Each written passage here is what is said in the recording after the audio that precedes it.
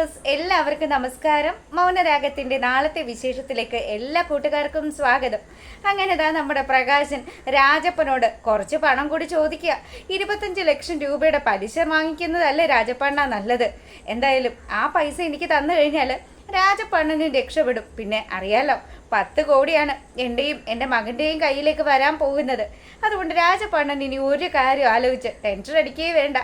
അപ്പം ഇയാൾ പറഞ്ഞ കാര്യങ്ങളും വിശ്വസിച്ച് പാവം നമ്മുടെ രാജപ്പൻ വീണ്ടും പണം ഇറക്കി കളിക്കാൻ തുടങ്ങുകയാണ്. പിന്നീടാണെങ്കിലോ പ്രകാശൻ നേരെ പോവാ വീട്ടിലേക്ക്. വീട്ടിൽ ചെന്ന പാടെ തന്നെ നമ്മുടെ പ്രകാശിൻ്റെ അടുത്ത് വിക്രം വന്ന് ചോദിക്കുക, അച്ഛാ ഇന്ന് എന്തായി? അവിടെ പോയിട്ട് ദീപയെ കണ്ടോന്ന് ചോദിക്കുക. നീ ഇപ്പം അമ്മയെ പേരാണോ മോനെ വിളിക്കുന്നത്? അച്ഛാ ആ സ്ത്രീയെ അമ്മ എന്ന് വിളിക്കാൻ പോലും എനിക്ക് തീരെയും താല്പര്യമില്ല.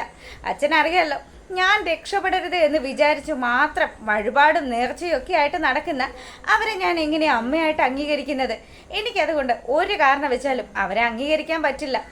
ഇനി മുതൽ കാർത്തിക ചേച്ചിയുടെ അമ്മയായിരിക്കും എൻ്റെ സ്വന്തം അമ്മ. ആ അമ്മ മതി എനിക്ക്. എന്തായാലും അത് അച്ഛനും ആഗ്രഹിക്കുന്നുണ്ടല്ലോ മോനെ. അല്ല, ഈ കാര്യങ്ങളെങ്ങാനും കാർത്തിക ചേച്ചിയുടെ അമ്മ എങ്ങാനും അറിഞ്ഞോ? ഇത് പറഞ്ഞുകൊണ്ട് നിൽക്കുന്ന സമയത്ത് കാർത്തിക അങ്ങോട്ട് വരികയാണ്.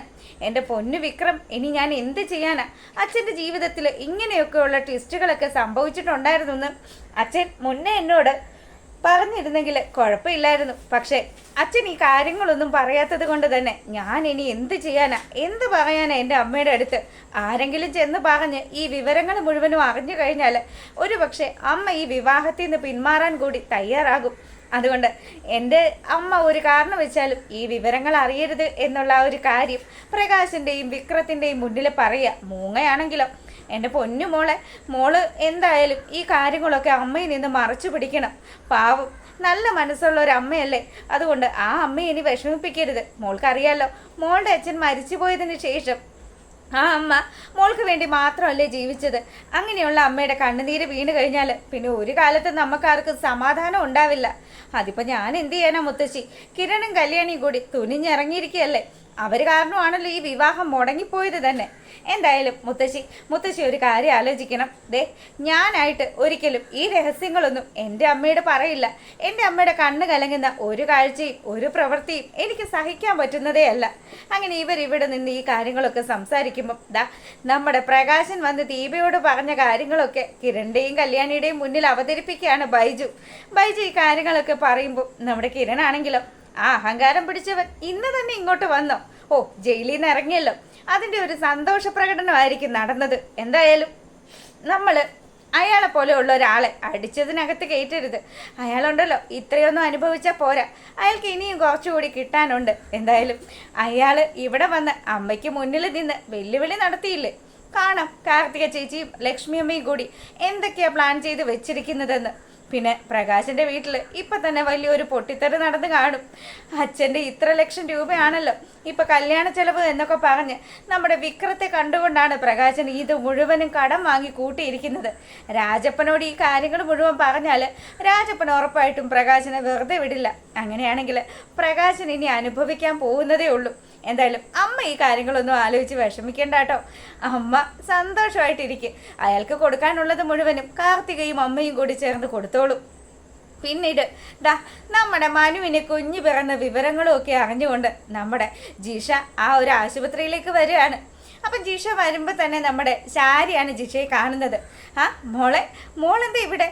ആൻറ്റി ഞാൻ വന്നതേ ഇവർക്ക് കുഞ്ഞു പിറന്നെന്നുള്ള കാര്യം അറിഞ്ഞിട്ട് വന്നതാ. മോളതിങ്ങനെ അറിഞ്ഞു? അതെൻ്റെ അച്ഛൻ്റെ ഫ്രണ്ടാണല്ലോ രാഹുലങ്കിള്. അപ്പോൾ രാഹുലങ്കിള് പറഞ്ഞറിഞ്ഞതാണ്. എന്തായാലും കുഞ്ഞ് പറഞ്ഞത് കൊണ്ട് കുഞ്ഞിനെയും കുഞ്ഞിൻ്റെ അച്ഛനെയും അമ്മയും ഒക്കെ ഒന്ന് കണ്ടിട്ട് പോവാന്ന് വിചാരിച്ചു. അതെന്തായാലും നന്നായി മോളെ. അല്ല മറ്റെന്തെങ്കിലും ആവശ്യം ഇവിടെ ഉണ്ടായിരുന്നോ?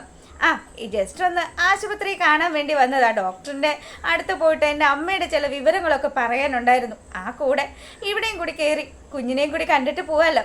അല്ല കൊച്ചിൻ്റെ അച്ഛൻ എവിടെയാ? അമേരിക്ക തന്നെയാണോ അതോ കേരളത്തിലുണ്ടോ? മോനിവിടെ ഉണ്ട്. മനുമോൻ്റെ കുറച്ച് മുന്നേ കൂടി ഇവിടെ ഉണ്ടായിരുന്നു.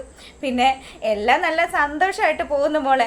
ഡെലിവറി ആയിരുന്നു, നോർമലായിരുന്നു, വേറെ പ്രശ്നങ്ങളൊന്നും തന്നെ ഇല്ല. എന്തായാലും സന്തോഷമുണ്ട്. എവിടെ സരയും കുഞ്ഞും എവിടെയെന്ന് ചോദിക്കുക.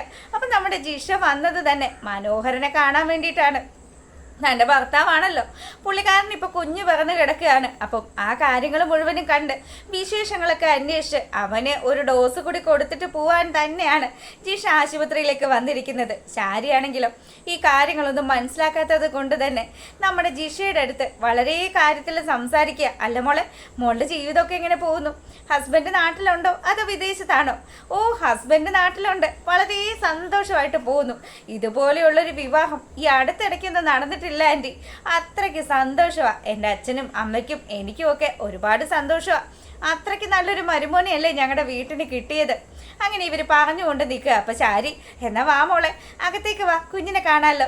അങ്ങനെ നമ്മുടെ സരയുൻ്റെ കുഞ്ഞിനെ കണ്ട് ജിഷ അവിടെ ഇങ്ങനെ നിൽക്കുക. അപ്പോൾ ഈ സമയത്ത് ഇതൊന്നും അറിയാതെ മനോഹരൻ അങ്ങോട്ട് വരിക. മനു വന്ന പാടെ തന്നെ അവിടെ കുഞ്ഞിനെ കളിപ്പിച്ചുകൊണ്ടിരിക്കുന്ന ജിഷയെ കണ്ടതും ആശാൻ അവിടെ നിന്ന് ഓടാനുള്ള ഒരു തത്രപ്പാട് നടത്തുക. അപ്പോൾ ഉടനെ തന്നെ നമ്മുടെ സരയെ വിളിച്ചു, മനുവേട്ടാ ദേ ഇതാരാ വന്നിരിക്കുന്നതെന്ന് നോക്ക്. മനുവേട്ടൻ അറിയാവുന്ന കുട്ടിയാണല്ലോ ജിഷ. നമ്മുടെ അപ്പുറത്ത് അയൽവീട്ടിൽ താമസിക്കുന്ന ആ മേഘ്ന ഇല്ലായിരുന്നോ? മേഘ്നയുടെ അനുജത്തിയാണ് ഈ ജിഷ. അറിയില്ലേ, അന്ന് മനുവേട്ടൻ കല്യാണത്തിൻ്റെ ആവശ്യങ്ങൾക്ക് പോയപ്പം അച്ഛനും കൂടെ വന്നതല്ലേ. ദേ ഇതാണ് ആ കുട്ടി. മനുവേട്ടൻ ഇതുവരെ അവൾക്ക് കാണാൻ സാധിച്ചില്ല. അപ്പം മനു ഇനി മുന്നിലിതാ നമ്മുടെ ജിഷ വന്ന് നിന്നതും ജിഷയുടെ മുന്നിൽ എന്ത് പറയണമെന്ന് അറിയാതെ കുഴഞ്ഞു നിൽക്കുന്ന നമ്മുടെ മനുവിനെയൊക്കെ കാണിച്ചുകൊണ്ടാണ് നാളത്തെ വിശേഷം അവസാനിക്കുന്നത്. എന്തായാലും മനോഹരൻ്റെ ചീട്ട് മിക്കവാറും ഇന്നത്തത് കൊണ്ട് കീറും. അപ്പം മനുവിൻ്റെ ഈ കാര്യങ്ങൾ മുഴുവനും നമ്മുടെ കിരണും അതുപോലെ തന്നെ കല്യാണിയും അറിഞ്ഞിട്ടുണ്ട്. എന്തായാലും ഇവൻ അധിക കാലമൊന്നും ഒരു വീട്ടിലും താമസിക്കില്ലല്ലോ. അപ്പം പെട്ടെന്ന് തന്നെ ആശാൻ ഇവിടുന്ന് വിട്ടുപിടിക്കും എന്നുള്ളതൊക്കെ കാണിച്ചുകൊണ്ടാണ് നമ്മുടെ വിശേഷം അവസാനിക്കുന്നത്. അപ്പോൾ അതാ ഇഷ്ടമായിട്ടുണ്ടെങ്കിൽ ഒന്ന് ലൈക്ക് ചെയ്തേക്കണം. എല്ലാവർക്കും നല്ലൊരു ദിവസവും നല്ലൊരു രാത്രി ആശംസിക്കുകയാണ്. അപ്പം രാവിലെ ഫുൾ വിശേഷമായിട്ട് വരുന്നതായിരിക്കും. കാത്തിരുന്ന് കാണുക. അപ്പോൾ ഓക്കെ, ഗുഡ് നൈറ്റ്.